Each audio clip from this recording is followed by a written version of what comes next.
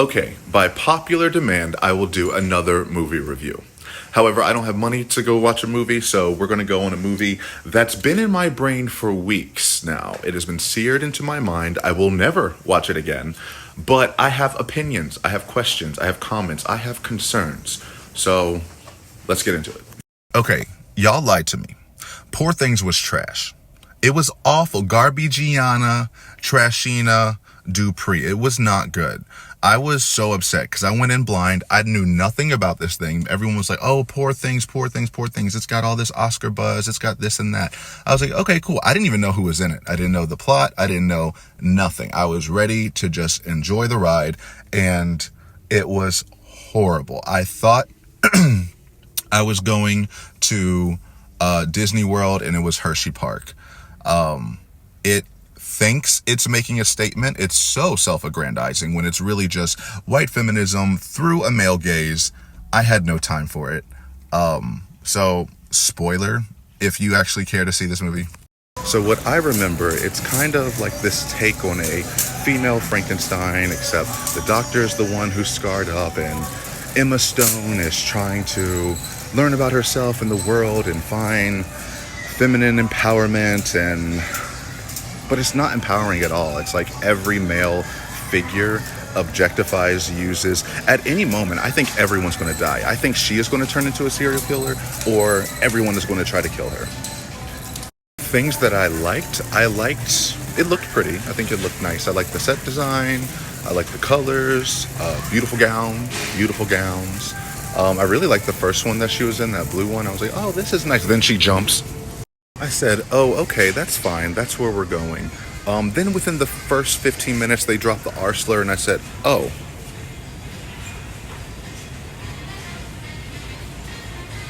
Oh. The acting was okay. I didn't mind it overall. Willem Dafoe was good, but he always understands the assignment. Emma Stone was not bad at all. However, I knew when I saw her Secret Garden, within the first 20 minutes, I said, okay, yeah, she's winning an Oscar, because there's no way she would agree to this if that wasn't on lock. Mark Ruffalo's line reads were unhinged and should be studied. However, Mark Ruffalo, he stole the show. He was actually the only one who knew what movie he was in, mainly because his character had no sense of direction, no true motivation, and was trying to make a point that no one really needed made. Now, that's just what I liked. So let's get into what I hated. This plot was dumb. I was so grossed out when I found out that after she jumped, they put the unborn baby fetus into Emma Stone's adult body's head. And I know you're supposed to suspend disbelief for that, and so we can do that. However, that is so messed up with how sexualized they make this. I was cringing the whole time. It's kind of like in anime when they sexualize like a young girl, but they're like, oh no, she's actually 2,000 years old and the strongest person here, so it's okay. And that's gross as it is, right? But this was worse. This is putting a literal infant's brain into an adult body and then still sexualizing the. Also didn't like how they portrayed her infancy or lack of development in like a disability presentation. It was real cringe for me. That stilted walk made no sense to me. I'm like, babies walk like that because they don't have kneecaps. She's in an adult body. She can walk like all gangly and weird, but she wouldn't be like lock-kneed as though her body doesn't know how to do that. They also have her calling this man God. The only redeemable character was like the lab assistant guy. And I get it, he's supposed to be the straight guy of the film and pretty boring overall. And he's like the only one not scared off by the crazy doctor. And he's the only one who can see his true genius. So he will help him research this woman-child's development. And the whole time I'm sitting there while he's taking notes, I was like, oh, please don't develop feelings for her. Please don't develop feelings for her. Him like 30 minutes into it. I've developed feelings for her. I'm like, God damn it. I forgot about the fishbowl shots. I hated these random, like, hipster shots for no reason. They're literally walking up a staircase and then fishbowl shot out of nowhere. Like, what is that trying to tell us? I hate when people do stuff like that just to try to seem interesting. Also, some other logical inconsistencies that I was thrown a loop. Where are they buying all these expensive dresses? He just made her, and to my understanding, the film, he's not rolling in money, but she has the most expensive gowns. Also, she has the mind of an infant, but she's corset trained. Okay, I get it, like her physical body was corset trained beforehand, but that is more of a mental element. So, I don't know. Also, people just appear places. Oop, I gotta order. So yeah, they just appear places. Like, the first time I think she's going to die is after Mark Ruffalo seduces her because he wants to have sex with the woman child.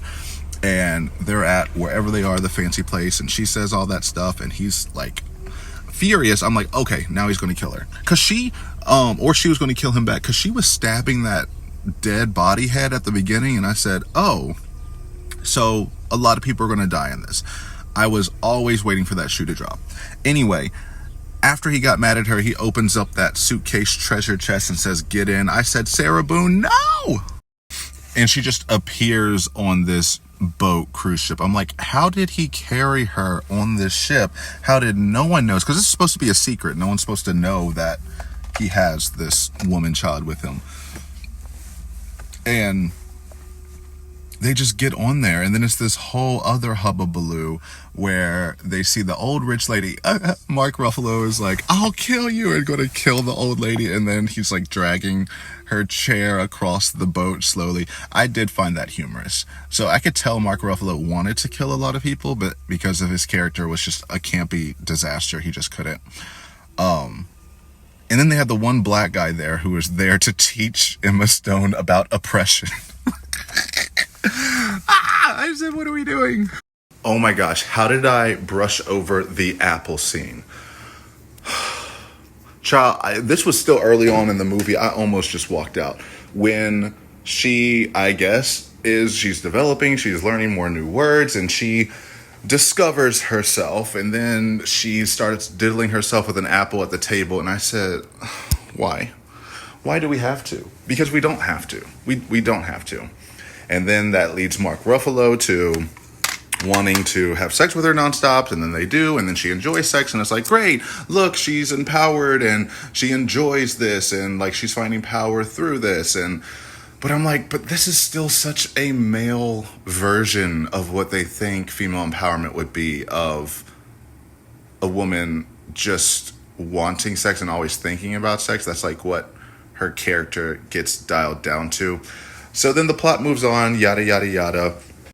Okay, I've been jumping around the plot, so let me just try to streamline it.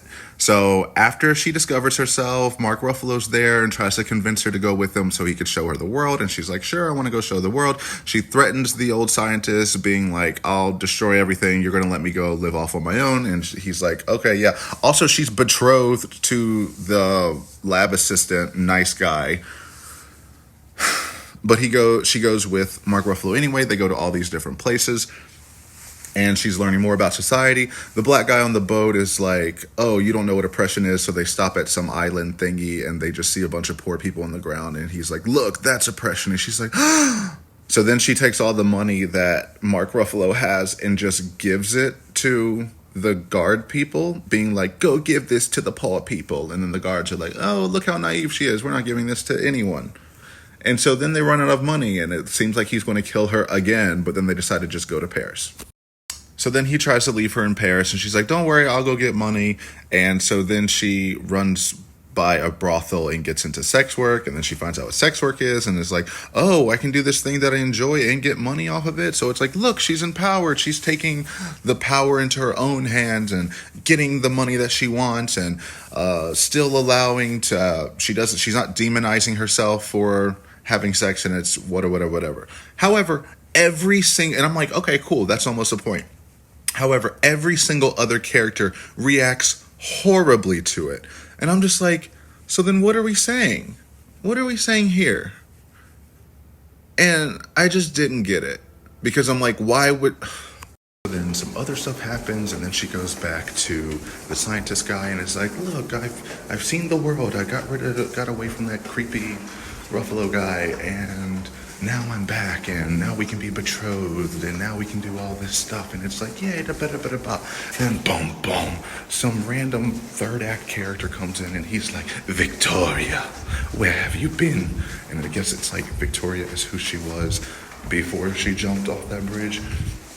And he's like, you were my wife, and I want to take you back. And because she wants to explore and learn more about herself, she's like, yes, I want to go back with you. But then it's a trap because he's actually a villain. And then you find out that they both were sadists, and they would torture their maids and servants. And the maids and servants, when she gets back, are like, So then she's like, oh no, I'm trapped again. That's not good. So everyone's still reacting horribly to it. The scientist and the lab assistant, when they found out that she was in sex work, they were like, oh no, but it's okay. And then when this evil husband finds out, he's like, oh no, but I can forgive you, it's okay. So he talks with another scientist to have her uterus removed. It just kept getting more and more misogynistic, and I'm like, where empowerment, where feminism, where? So then she takes a moment, somehow they have a little scuffle, she gets a gun, shoots him in the leg, and just like with the cruise ship, he just appears back at the old scientist's place, and they're like, look, he's dying, but I escaped, so let's help him and not kill him. And this is where they had the chance for a really good ending, and they chose the worst possible. So the old scientist was also dying, and he does die, and she wants to follow in her father god's footsteps, so she takes on, anatomy and scientists and all this, and her first surgery is to heal the bad husband. But then there's also all these hybrid animals running around, so there's like a chicken dog, a cat bird, or whatever. So there's just to show, ooh, he does crazy experiments. So her first experiment, and this is the end of the film, is they're on the lawn, she's betrothed to the nice guy, and then the evil husband is just on all fours grazing because she put a goat's brain in the husband.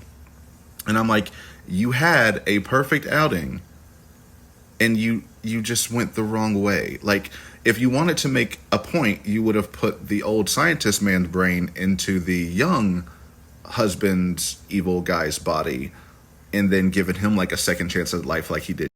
So she could have given her father god another life because he was this younger, attractive, evil husband. She could have put his brain, the older brain, into that one, just like he put the younger brain into her brain.